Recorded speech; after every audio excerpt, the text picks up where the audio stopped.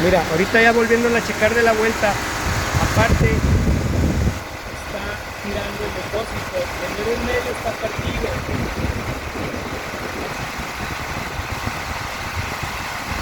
Estas son las hojitas que están saliendo. Y el tapón no tapa bien, aquí está aventando vaporcillo. Y eso que está bien apretado. Entonces eso hace que se le evapore el refrigerante.